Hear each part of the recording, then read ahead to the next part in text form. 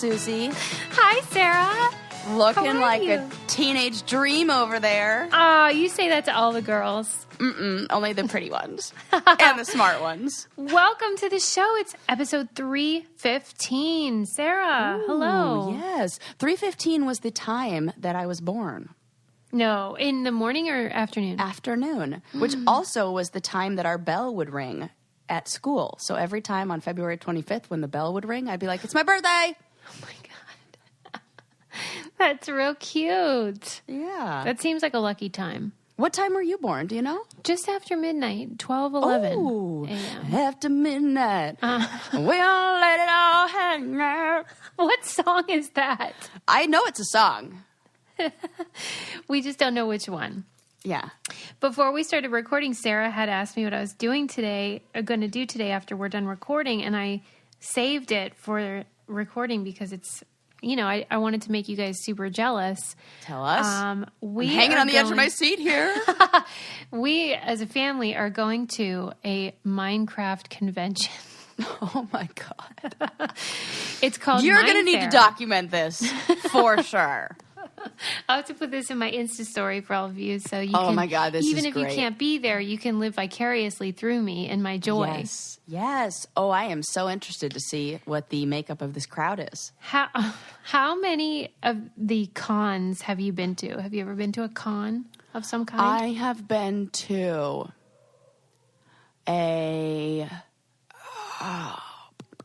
I don't think so.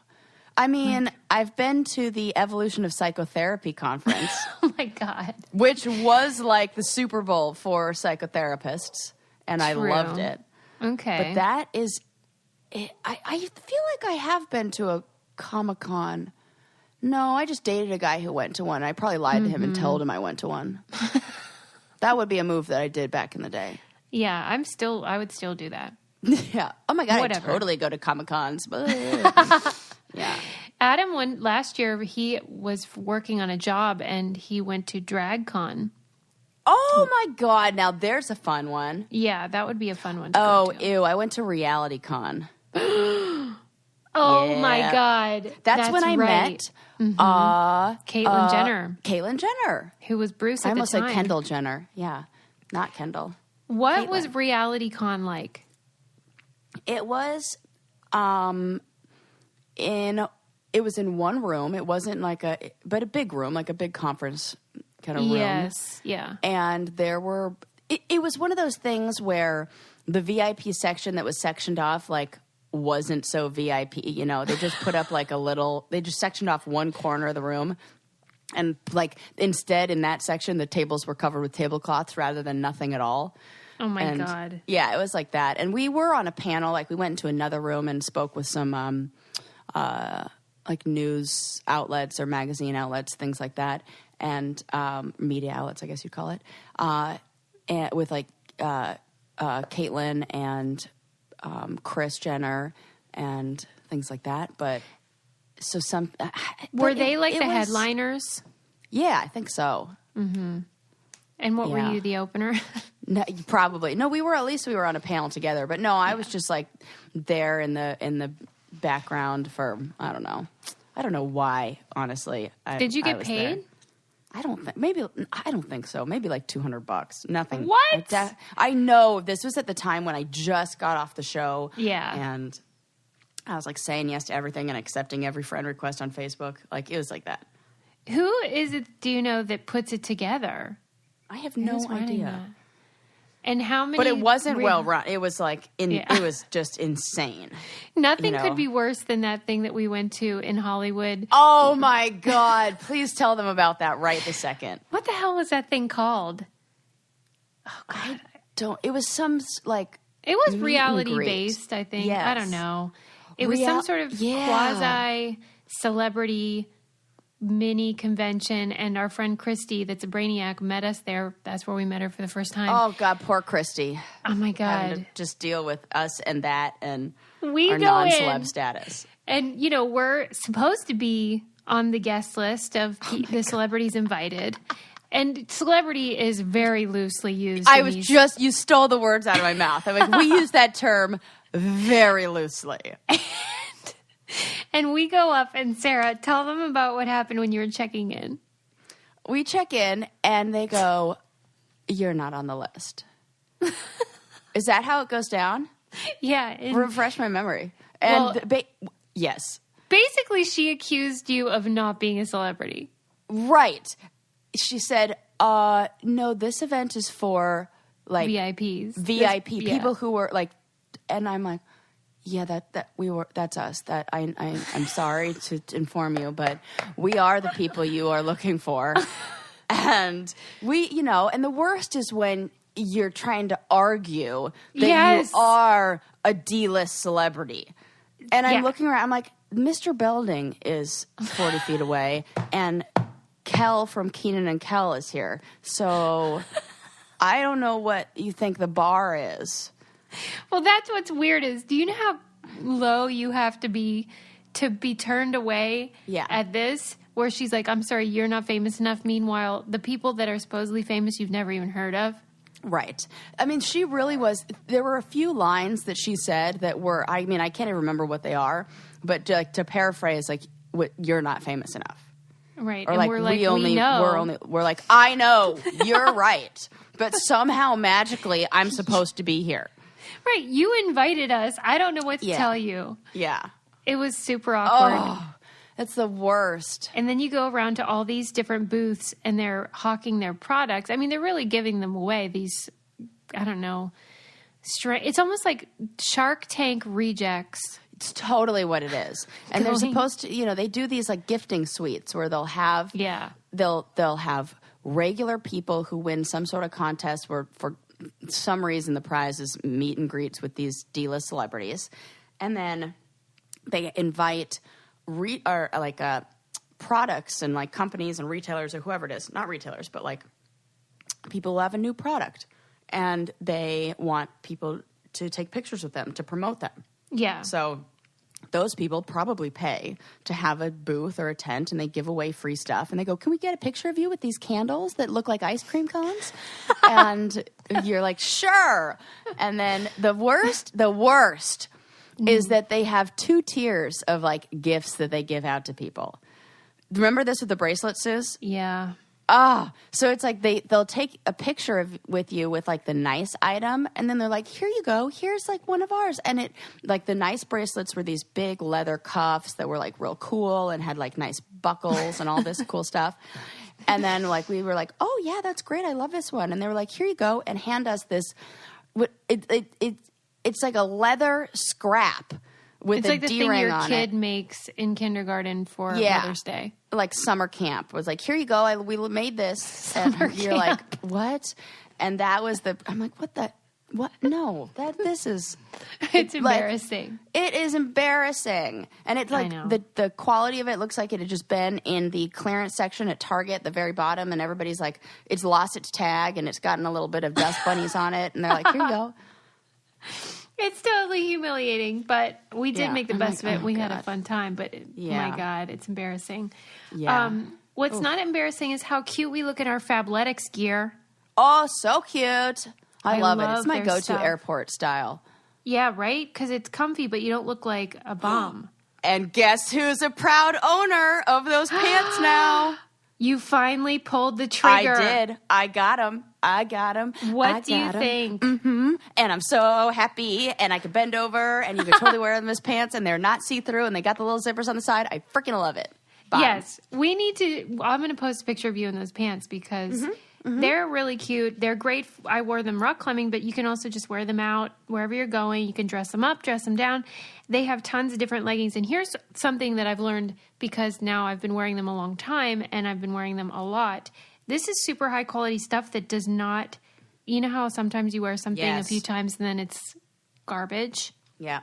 Fabletics stuff is super high quality even though it's affordable. And to me, that's crucial. Yeah, it does a pill. You know when like sometimes you don't know about this because your legs don't rub together, but mine do. And you get sometimes the fabric will pill, and this does not. Yes. That's a big deal. Yeah. Huge. Fabletics is your one-stop shop for affordable athletic wear. And whether you go to the gym or you're just running around and want to be comfortable and look cute, Fabletics is the way to go. And they're giving our listeners such a good deal. I tell everybody I know this even off the air, which is that you get 2 pairs of leggings for only $24. It's a $99 value when you sign up for a VIP program. Just go to fabletics.com/braincandy. Take advantage of that deal. That's fabletics.com/braincandy to get 2 leggings for only $24. Also free shipping on orders over $49. And to me, that's such a great deal. Fabletics.com/braincandy. They have all different stuff. I love their joggers. I got a hat. Oh, yeah. Joggers, great. Really cute stuff. You will love it. And they're high quality and affordable. So that's awesome. Cool. I wanted to ask you, since we were on the subject of embarrassing things about being us. Yeah. Do you have a thing from being well known from the show that was the most embarrassing moment or anything like that?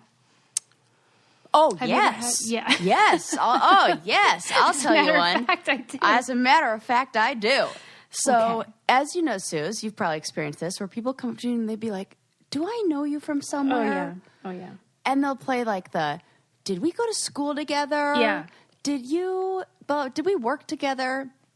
And the answer is always, oh, no, I was on, The Real World and, Yeah. And then they go, oh, my gosh, I'm so embarrassed. That's right, blah, blah, blah, blah.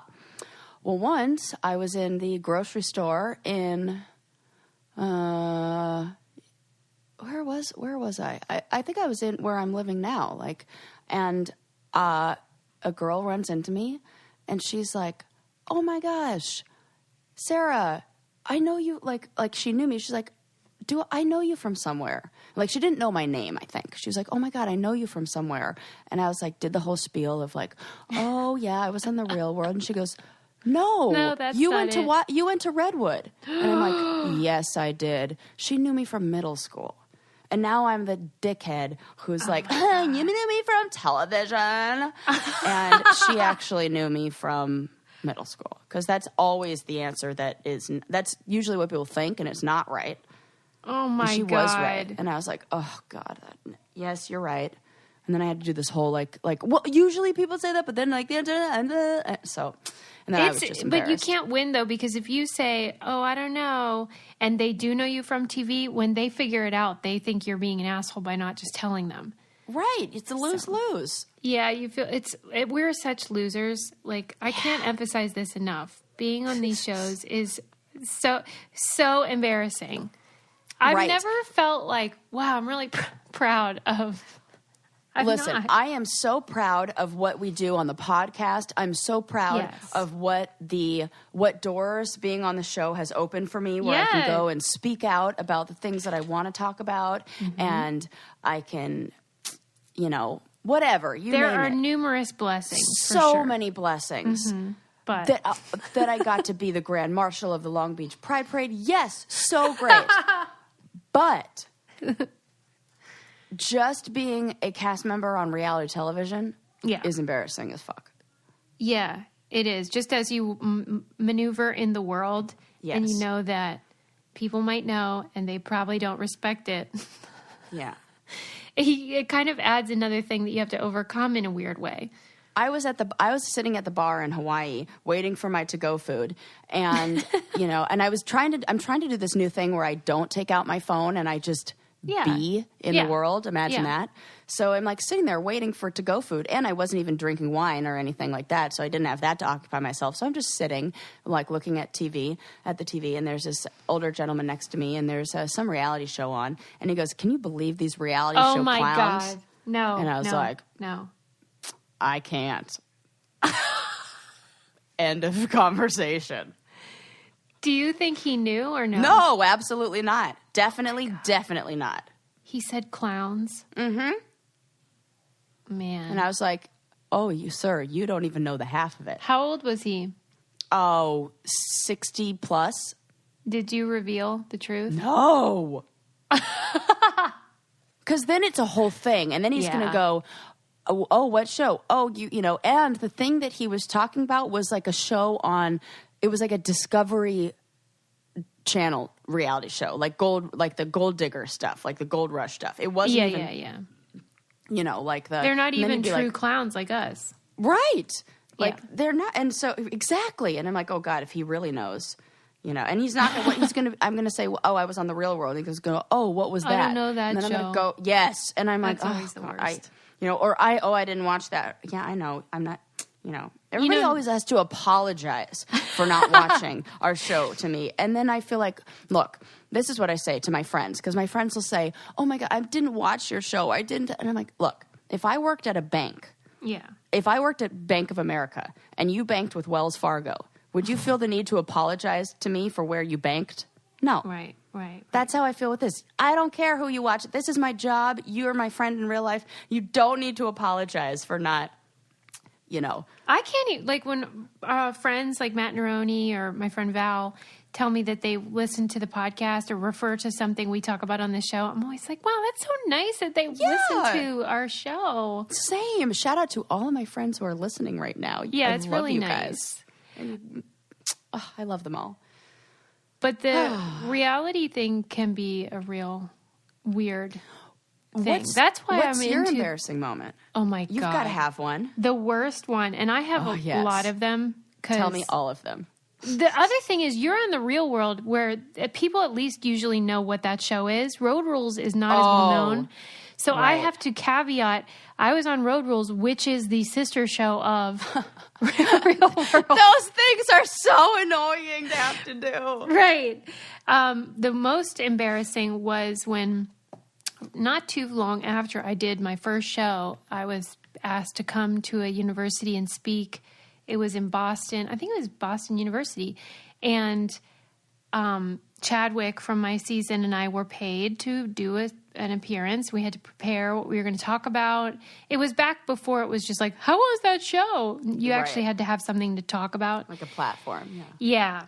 And so we had to prepare, and it was a big thing. And we were in the green room, and the handler came back and was like, okay, the audience is waiting. They are very keen. And I'm like, oh my gosh, that's great. We go out, and there were 2 people in this giant auditorium. Suze! Yep. Oh, 2 is not good. 2. Because if nobody came, you'd think, well, maybe they didn't announce it or there's confusion. Oh, no. Nope. That's just the crowd I draw, Sarah. Oh, God. Suze, and then we had to still do it. Yeah, that's the hard part. 2 people. And they probably felt obligated to be engaged, and it was just a whole scene. That is bad. I've had the audience of 5 at a speak about like a sexual abuse.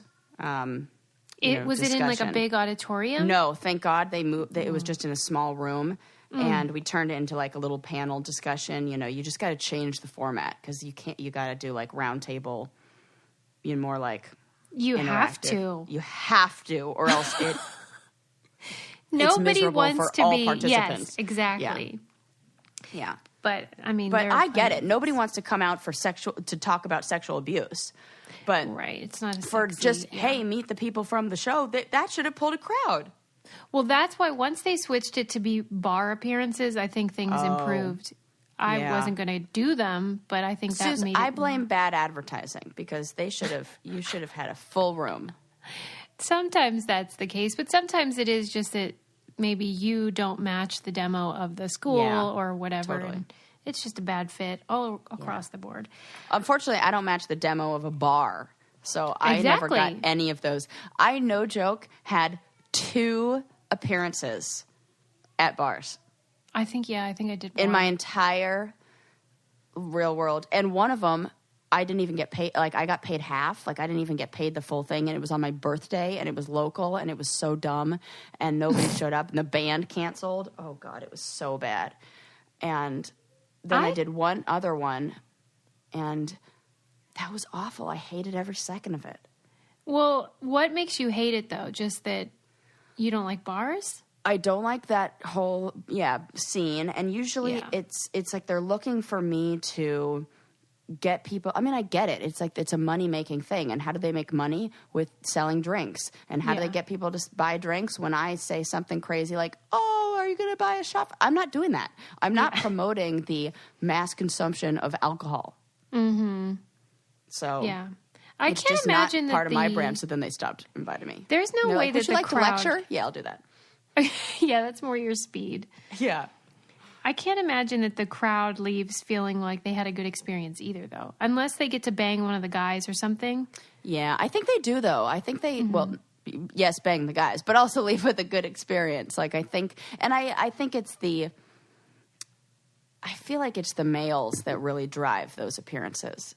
Well, that's what I'm saying. So the guys bring the girls, and the girls bring the male, like, the guys come for the girls and the girls come for the guys, but... Yeah. Yeah, you know. we're disposable. Yeah, totally. If you want to reminisce, though, about your reality stuff, don't you love using your Legacy Box digitized videos and absolutely. We have all of our childhood photos on there now. See? It's all so of me and great. Landon's from our wedding. I love that. If you have memories that you want to preserve and not just keep in your closet, Legacy Box is so great. And it's a great gift, too, if Mother's Day, Father's Day coming up. These are perfect gifts for your parents because your parents already have everything. They don't want your garbage ties and mugs. And if a lot of you guys grew up with VHS or the video reels or film reels, you can get them digitized through Legacy Box. It's such a great way to preserve your memories. And you send your stuff to them, they digitize it and send it back. They take good care. All the work is done by hand right here in the U.S., and there's never been a better time to digitally preserve your memories. Visit legacybox.com today to get started. Plus, for limited time, they're offering our listeners an exclusive discount. Go to legacybox.com/brain to get 40% off your first order. Go to legacybox.com/brain and save 40% today and get started preserving your past. I've been real nostalgic lately. Like thinking about, I think I'm having a midlife crisis. Oh, no, that's not so nice. I really do. This is really not a good time for me to ask you a follow-up question from last week's episode or last episode. What? You asked me how I thought I was going to die, and I wanted to know, I've been thinking this whole time about how you think you would die. And I'm like, oh, bad segue. I've always thought I was going to die tragically. No, I knew you were going to say that. I think Susie, that's not part of our plan. No. Sarah and I have a plan to recreate the Golden Girls. Yeah. And if I did die tragically, that would really throw a wrench into that. Right. And I don't even mind playing 3 out of those 5 characters. I know. Or 4, however many. 1, 2, 3. I have always felt that I was going to die tragically, but I think it's like a narcissistic thing. I don't know. Like, just, is there a specific tragedy? Like how? Like a car wreck. Oh, no, Suze. No, I don't believe it. It's not. Or maybe not murder. Maybe someone will murder me. No! Not in the cards. Not in the cards. The older I get, though, the more I'm like, wait, I'm almost nearing the age where it won't be tragic anymore. Oh, my God, stop. People just be like, well, she had a good run. Because there is an age at which, because I was thinking about your grandma and how she died at 99, just before her 100th birthday, and how there is a sense of, wow, that's really special, and she did have a really good long life. Mm-hmm. It's not tragic. At what age is it tragic until? What do you think? Oh, this is a good question. Yeah. I feel like... I think 70. Oh, yeah, I was going to say like 65. Even that, 70. 70 is probably it. Where it Because I think about my aunt, and no, my aunt's 70 plus. Like, she's probably 75 now. And I think it would be tragic if she died. You know what I think it is? It's not so much the age, but it's the... means. Yeah, the means, and also what life that person had that was cut short. Like, my aunt is so active, is so social. She's got such a rich life. She is a docent at the Museum of Modern Art in Los Angeles. She goes on trips. She just got back from Mexico, where she was, like, going and eating at these great restaurants and, like, going to little, like craft fairs and stuff like that, and just having the time of her life. She just came back from Japan. Like, this woman is living it up. So if she were to pass away, God forbid, it would be really sad because she's like got so much like vitality and life still left in her. But if she were somebody who had, a lot of disease, or she was uncomfortable, or she was sick, or she was, like not as active, then it wouldn't seem as tragic. Yeah.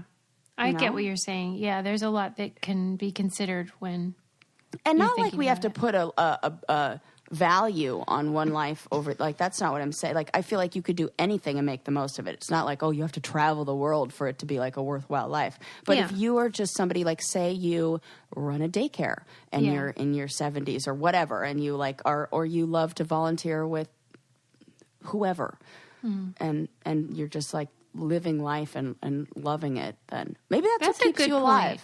No, I think you're onto something. That's really smart. Because I think of people in my life that are older but are super just beloved and care for others and do good work. And you would think, oh, my God, I don't want them to ever die. That's actually what, on the last episode when I was talking about Paul McCartney, I had a moment where I was listening to a Beatles song and I thought, if Paul dies, I don't think I'll be okay. You know, like I really like that he's still in the world.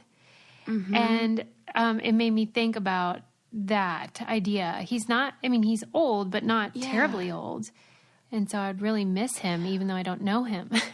You know, that's interesting that you say that, because I was driving in the car yesterday thinking about Prince. I was listening to some Prince music and I was like, man, I love Prince. Yeah. And I was thinking about Queen. Yes. And I was thinking about how much I love Queen now. And remember when I was like, man, I don't even know if it's that great. And now I'm like obsessed. Yeah. Ever since I saw the movie. And I was thinking like, I really, as morbid almost as this is to say, but I wish that I had love, like I wish I had the love and respect and admiration for these artists when they passed, so that I could have honored them. Yeah. Yes. Because now I feel like I really wish I got to, I would have just felt differently about her. Like, I really wish I would have gotten to like honor them, even like in my mind or in my own heart when they passed. I just didn't really appreciate them for like the geniuses that they were at the time when they passed away, whether it was because I, you know, didn't explore that artist that much or was too young or whatever. But, you know, I was just thinking about that. Yeah, I have this sense of, I'm really thankful for artists because they do improve our lives so dramatically.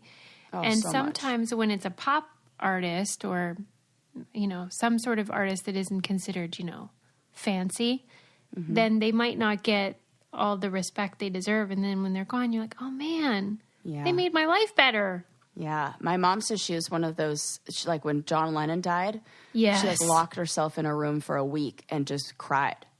See, that's what I'm saying. She was really, and my mom like was one of the like little girls at the concert who was like passing out and crying. For real? She saw them live? Yeah. Wait, did she actually go to a show? Yeah, I think so. She's definitely told me that. She said that she was like one of those girls who was like freaking out and passing out, and that's why she was bawling her eyes out. And I think my aunt said that too, that when John Lennon passed away, it was like really devastating. Yeah. But I get that because it is so much more than just they wrote songs that you like. Those songs are the soundtrack of your life. Yes. And so they paint that landscape of your identity and who you are as well. You know, the only person who's really done it for me that's been like a celebrity but not a musician who I mourned the death of? Who? Can you guess? I'm trying to think.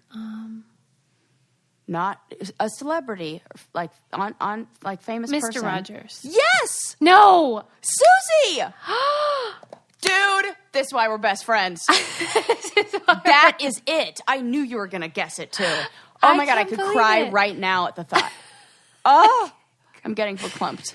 He is worth mourning because he is a light. Oh my God. And I like continue to mourn his death. When I watched the, the documentary now 3 times, every time I feel like that. I could cry right now, but that is totally it. That is the one. Oh, that's such a good one. And so worthy of being honored and remembered. Yes. And I've referred to him a lot recently because, talking about rituals and the importance of having like this transition time. You know, a lot of people just have so much stress in their job or, and wherever.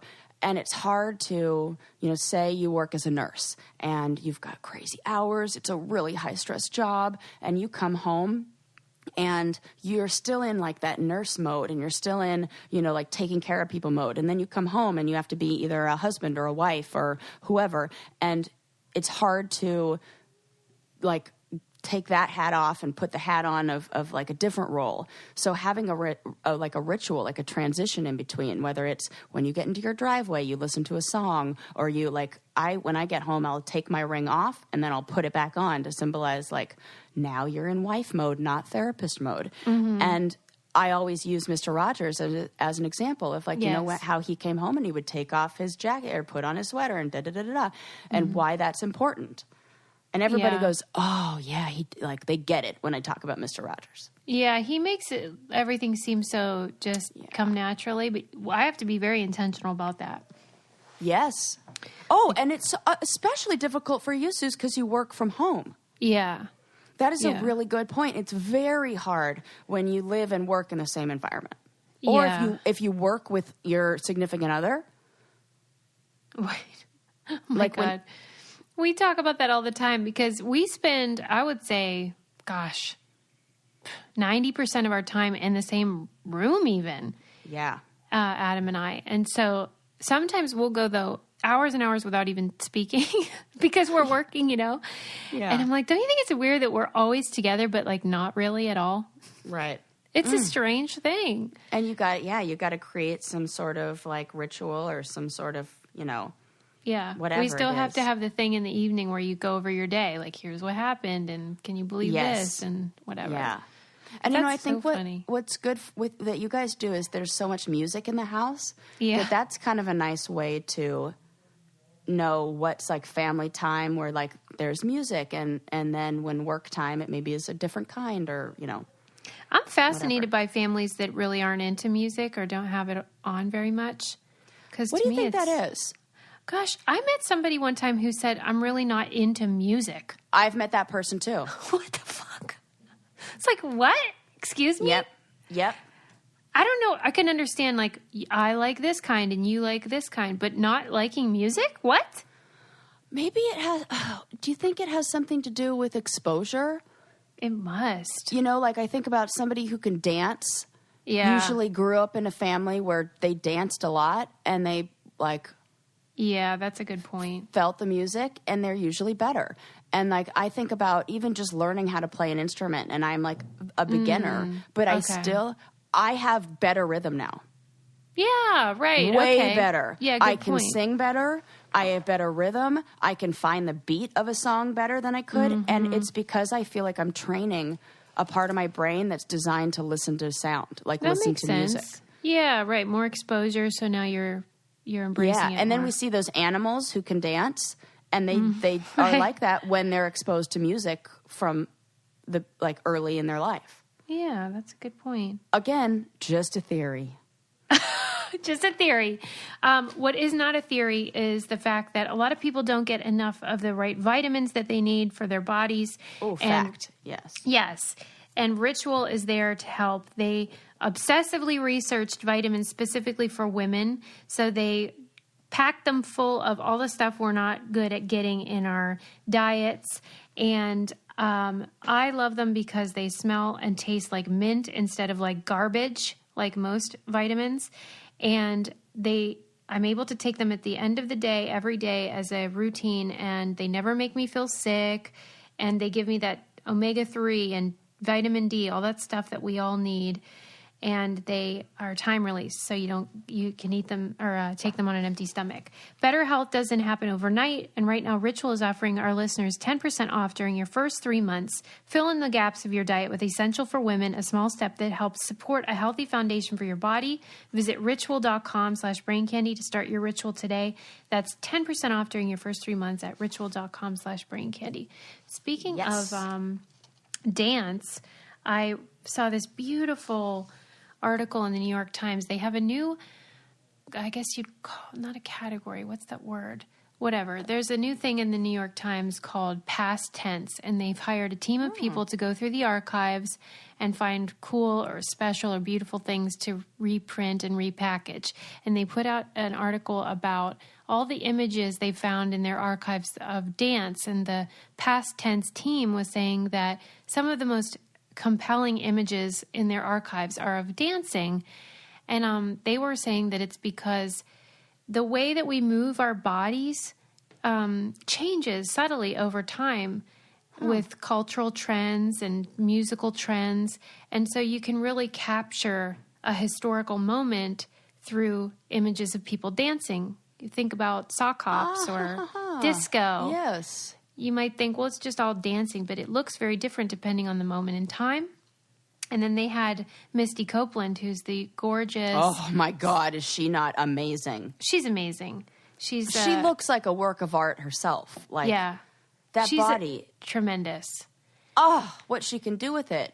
Yeah, Man, she's one of the most famous ballet dancers in the world, and she's a woman of color and works to try to get more representation in the dance community because it is quite of a monolith, unfortunately, of white folks. And she was pointing out in one of the images, it was an image of a bunch of young black children that were in tutus and tights, and they were wearing not official, what do you call those, ballet slippers. They were wearing tennis shoes, and she was saying, you know, that's very common in the African-American community where they might not have all of the access to the things that the traditional troops have. But the thing that she pointed out was that the tights are pink, and it's a subtle way for the community to say, you don't belong because your skin doesn't match those tights without actually saying it. Ooh. I was really struck by that. Yes. It's something you don't think about when you have pink skin. That is subtle, but not so subtle. I was watching an episode of Blackish where the daughter in Diane, she's the youngest daughter, and she's talking about how she's the darkest one in her family. And there's this scene where she's sitting next to a little white girl in the nurse's office, and the white girl gets a Band-Aid on her knee, and then Diane gets a Band-Aid on her knee, and she looks down and sees like it totally doesn't match. Yep. And you just know the thought that's going through this little girl's head. Yep. It's like, that's subtle, but not, I mean, like, what the heck? Well, and what's the name of the crayon that, I think it was Nude all those years? Flesh. Yeah, Flesh crayon that's pink and peach. Mm-hmm. I mean, that's exactly the same thing. Yep. By saying, well, this is the prototype, and if you don't match it, well, are you a real person? Yep, we got to definitely be aware of those kind of things, and you know. That's why I love Misty. You know what's so funny? I had a dream last night that you and I were talking about the importance of, oh my God, this is so weird. It's all coming back to me now. I had a dream that you and I were sitting on like a fountain in like a square in Italy, and we were having a discussion about how if you see somebody being like either covertly or overtly racist, or you see a microaggression, that you absolutely have to call it out. And it is our duty as white women to be the ones to talk about this and bring awareness to this. And then Michelle Obama was overhearing us and stepped in and said, I'm really happy you girls are doing that. And that was the end of the dream.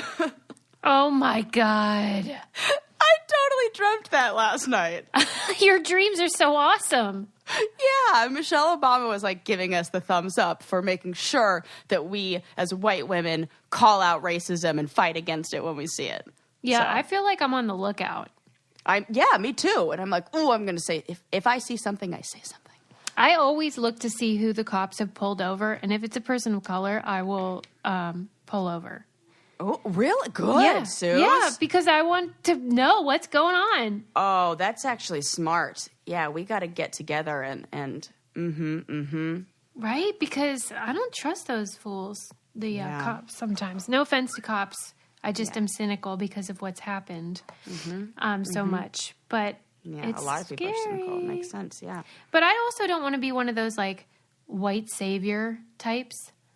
So it's like kind of a balance for me. Right. I mean, you have to like I've got this. Empower the other person to be an advocate for themselves, but be supportive of them in whatever they need to do that. Yeah. you know, but then again, what the heck do I know? You know, I'm just like trying to do something to make some sort of change to help in any way to try to like, you know, change the tides over here. It always feels like I'm probably going to get this wrong, but I am going to try. Yeah. You know, you got to keep and learning. You know what? I think if you just say that, look, I'm going to get this wrong. Like, you know, when I was working with the military, I said, look, I don't know. I'm really, like, I don't know about the ranks. I don't know about the protocol. I don't know about a lot of this stuff. If I say something that's wrong, please tell me, because it is never my intention. And people just want to hear that. Once you say, like, I'm probably going to get it wrong. What do you like to be referred to as? What do you da-da-da-da? They'll let you know, and it feels good. There was a great article about the importance of pronouncing people's names correctly in school. Yes, I read that. Yeah. I totally agree that if somebody has what we would consider an unusual name and then repeatedly it's mispronounced or people don't put in the effort to learn how to say it correctly, that can be damaging, especially to children. Yep. Like in the classroom.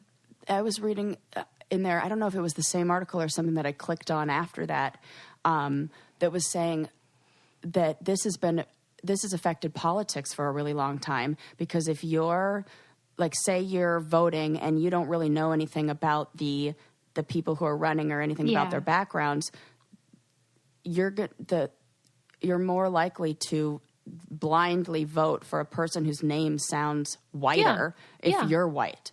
And so that affects the outcome, and you could, like, it's a bad thing. The viral video of the women's basketball coach who was asked about being a woman coach, and she went on this great rant about all of it, and essentially was saying people hire people who look like them, and that's a problem, because that's why we end up with white men in women's basketball, and it shouldn't be 90% men in women's basketball. But if you have the top person hiring people that looks like him and so on, you have to have somebody breaking that cycle. Yes. Yeah. There was just this other clip. I don't know who it was. It was a black man who's a politician who was interviewing a board or panel of CEOs from, like, these big companies, and he said, "Okay, so I'm looking in front of me. There's a panel of like 10 men, and he said, all of you look like white men. Raise your hand if you are not somebody who identifies as a white man." And none of them raised their hand. He said, let the record show none of them are raising their hands. And he said, you guys talk a lot about diversity and inclusion and how that's important in your companies. Raise your hand if you feel like the person in line for your job position could be a person of color or a woman. None of them raised their hands. No. He said, let the record show none of them are raising their hands. And then it was like, how can we be talking about this if the next generations every single time are the same people running the show? And this goes back to what we were talking about when we were angry about the astronauts and the women who, like, you got a bunch of men, they're not going to know. You got to have some diversity and representation on there. Hello. Yeah, and it might be a little bit of so a pain in the ass. You might have to do a little bit more work, but you're going to make a change. Yeah. Did you read about how Beyonce supposedly walked out of a meeting with Reebok because their team wasn't diverse enough? Oh, no, I didn't, but you go, girl. She went in the meeting and supposedly she said, yes, is this the team that would be working on my line with me? And they said, yes. And she said, well, these people don't look like me, and I'm out of here. Yes! And she ended up working with a different company. That's why I love her. And I really love that, because when I go into meetings now, I go in with my partner Molly, and she'll say, I looked on their website and they have a lot of people of color, they have women, and it's in high up positions. Like, she'll go and look before we go into the meeting, which great. I think is really great habit to get into. Yeah. And you know, now that you say that, when I did that panel with, and I had 1, 2, 3, probably like 12 like higher ranking military officials in there. Mm-hmm. It was the most diverse crowd I've ever. There were 2 women of color, like 2. Let's see, there was one black woman, 2 black men, 1 woman who was like of Asian descent. There was like mix, 50-50 women and great. men, and a lot of them had accents and were from like, it was so great. And I'm like, this is so awesome. Like it is not talking to a, like this, what is the word? Homogeneous? Is that the word? Or heterogeneous? No, homogeneous. Yeah, homogeneous crowd. Yeah. It was great. Yeah, it makes a difference because then you learn things, and you just don't when you're with people that, like, I joke about how you and I look so much alike, and I do hate that because luckily you're queer, so we have that difference going for us. But it's really a better situation when you have a room full of people that do not look alike. And then we got to talk about different cultures and how they deal with sexual assault, and how, you know, we talked about bringing shame to families and people not wanting to talk about it in their family of origin, and what this means, and like male and female roles and different, like we talked about all of that in a really, really deep and rich like way, with a bunch of different voices and different opinions. And I did more, like, I really, in these kind of opportunities to have these discussions, say, like, what is it that you need? What, tell me what you guys are seeing right now. And that, like, to kick off the conversation, I'm trying really hard to be a teacher rather than the preacher. That's great. Yeah. And it was really successful in that group because I think it was so mixed and diverse. Yeah. And because you're listening. Another thing that's successful is BioClarity. If you guys have listened to this show at all, you know I have problem skin. It's so embarrassing. I have felt humiliated for many, many days of my life, especially after I had my son. My hormones changed. I don't know what was cooking, but things got real ugly. And BioClarity did the trick for me. I use the Clear Skin Routine. It's a 3-step regimen. It gets rid of breakouts, clears and calms the skin. It's packed with detoxifying nutrients. And here's the other thing. It's so affordable. If you guys are like me and have tried everything and you know how expensive a lot of these regimens can be, this is so much better. You can get healthier, more radiant skin by going to bioclarity.com. And right now, for our listeners, you'll receive 40% on a skincare routine. They also have the essentials routine that Sarah likes. Sorry, I went off on a tangent. You'll receive 40% on a skincare routine plus an additional 15% off everything on their website. It's an incredible deal, but you need to use our code, which is BioClarity, at checkout. So go to bioclarity.com and get 40% off skincare routines plus an additional 15% off everything on their website when you use the code Brain Candy. I also use their serum, which is soothing at the nighttime. Additional 15% off of all the other stuff? Yeah. Because you got to try that. Have you tried that eye serum, the one that's that's like what the I was deep just puffer? Mm-hmm. Dude, that is my now go-to morning routine. That works. Yeah, it really does. These products puffs all my eyes, both of them. All of them. They're really great products, and they're made with the good stuff. It's paraben-free, sulfate-free, and they have a 100% risk-free money-back guarantee. Okay. Yeah, dog. How about how apparently... Ooh, do you want to hear a murder story or a story about children going to the ER? Oh, murder story. Okay. There was a murder that happened, I don't know, 30 years ago. Yeah. And the mother was killed, and the 3-year-old son told police that he saw Dada hurt his mom. And, oh, my God. But they didn't have a body. They just knew she was gone, and they can't really rely just on a 3-year-old's witness testimony. Right. And so they couldn't convict him, but the kid was traumatized, of course. And he said other things like, my dad tried to wake her up and he couldn't, things like that. And so the kid decided as he aged to try to, get restitution. And he took did a civil suit. He won the civil suit, which has a lower bar of, what do we call that?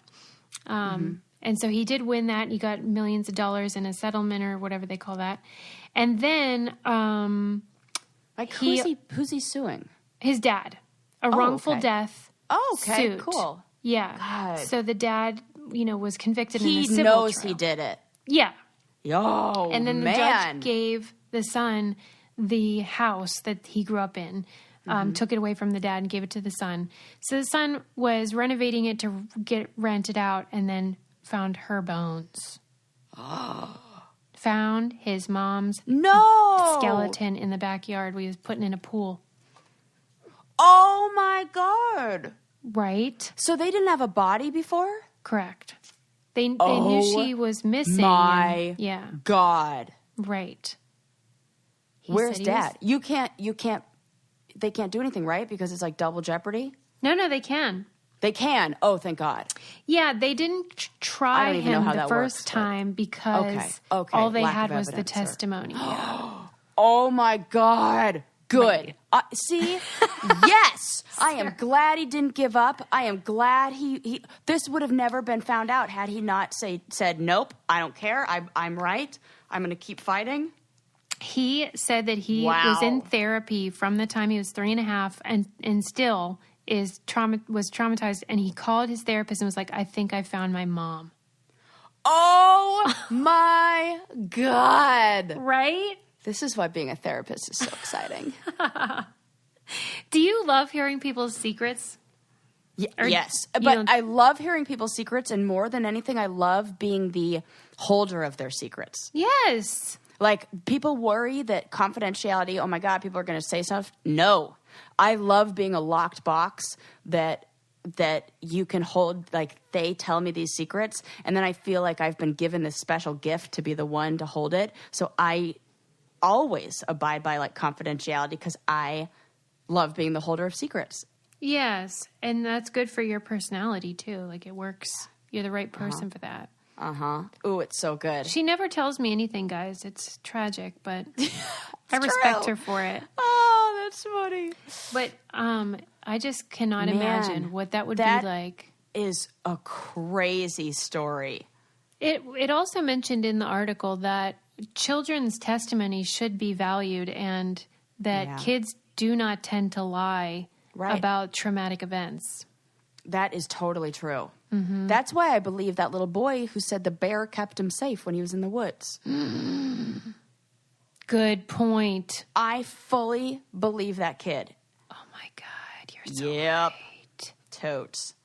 Do you think the bear did keep him safe? Yes. Oh my God, like it adopted him. I think he cuddled up with the bear, yes.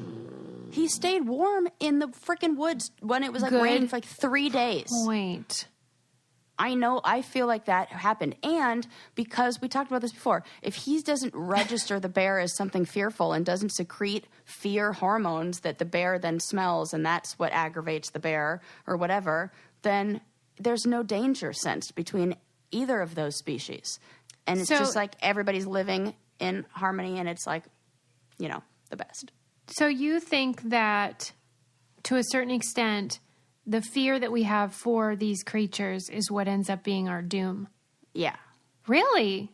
Well, I think that when we, you know how they say like, oh, dogs can smell fear and you have to like just relax around the dog or whatever, that if they notice that you're the same way you have a mom who's really has like really bad anxiety, the likelihood of that kid becoming anxious is higher. Mm-hmm. Because the kid like picks up on the vibes of the mother or whatever that is. So I think that when you have, like there is something hormonal, like with fear, like we smell different. Mm-hmm. And if that smell is how animals communicate this person is dangerous or this person is safe, it would give them information about how to react in that moment. Yeah, right. Wonder what happens, remember that documentary, I think it was called Grizzly Man, about that guy that hung out with bears all the time and was mauled to death? That is an example where I don't think he was afraid, so I don't think that's what precipitated his I death. think that's just a level of comfort where something happened. Maybe he did something that the bear took as a threat. Yeah. Mm-hmm. Uh-huh. Yeah, and something the bear happened. Reacted by that. Yeah, death. Oh, clearly. But that I think movie with the little was boy, freaky. there was no. I didn't watch it. If you haven't seen it, it's because the camera is running when the mauling occurs. Oh no! Yeah, so they don't show the. You can't see it, but you can hear it. Oh God! That's awful. Your reactions are the best. Because I'm like having chills everywhere because I just think, oh. Right. But I mean, he was a little bit asking for it. I was thinking about that though. Did you see the Netflix Bear Grylls Choose Your Own Adventure style show they have?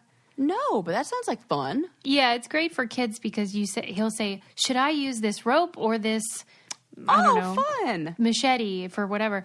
And then you choose which one and then see what happens. And sometimes it doesn't work out. Yeah. I love that. That's cool. It's like a Can You Survive based on, that sounds fun. I'm totally going to watch that.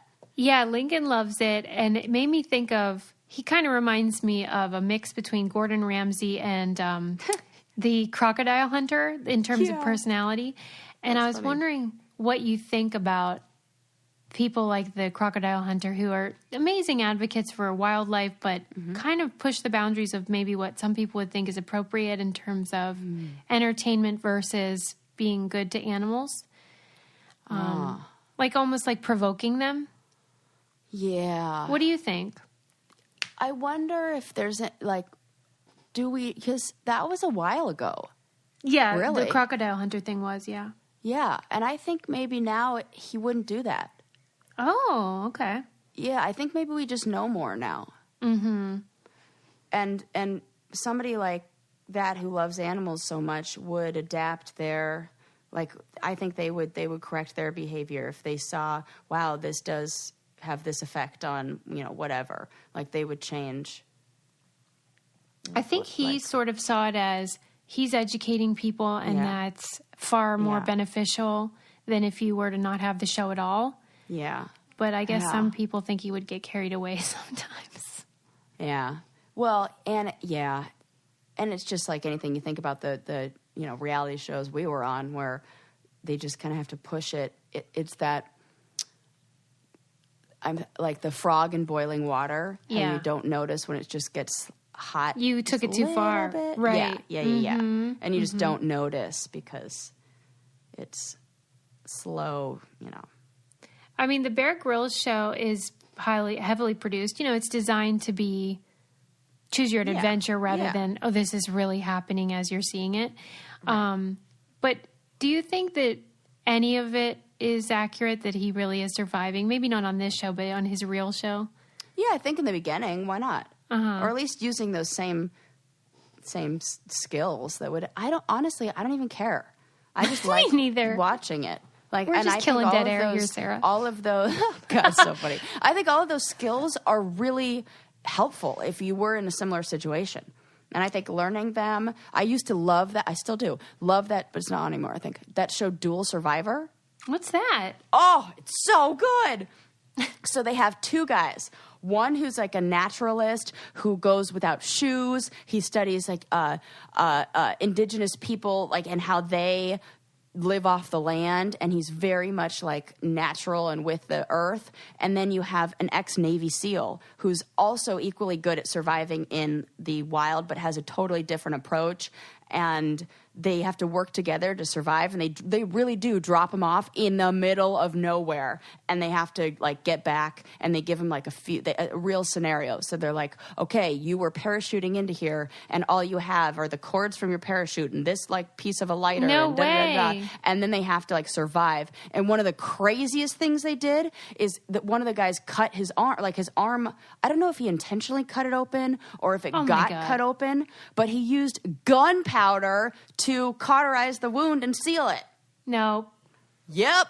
That is disgusting, and I can't even deal with it.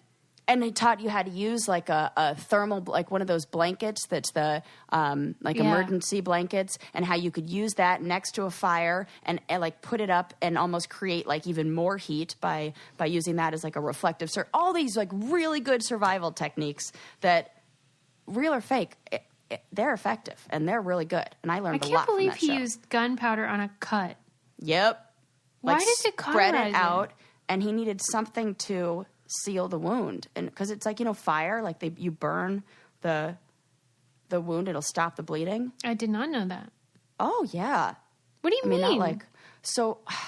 I don't even know the details of it, but if you have it seals the wound, it stops it from I'll just Google it, for Christ's sake. Where's our doctor's friends when we need them? It's okay. I'll take your word for it. It's fine. Yeah, take my word for it. I just never heard that. Come back to you. Fire? Come back to you on the next episode with, yep. Gosh, all right. Well, that's good to know, everybody, that if you're looking to survive and you have some gunpowder handy. Yeah, but like, don't do that. Okay, so here's an example. You know when they like heat up a knife and they put the knife on the wound? Have you heard about that? No. Oh, okay.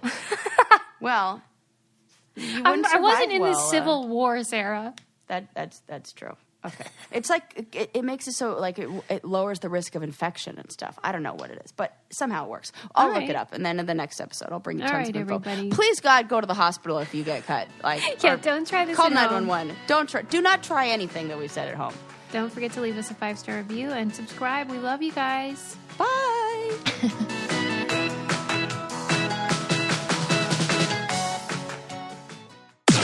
This podcast is brought to you by Wave Podcast Network. Check out all of our shows, including the Brain Candy Podcast, I Don't Get It, Coffee Convos, and Let's Talk About It.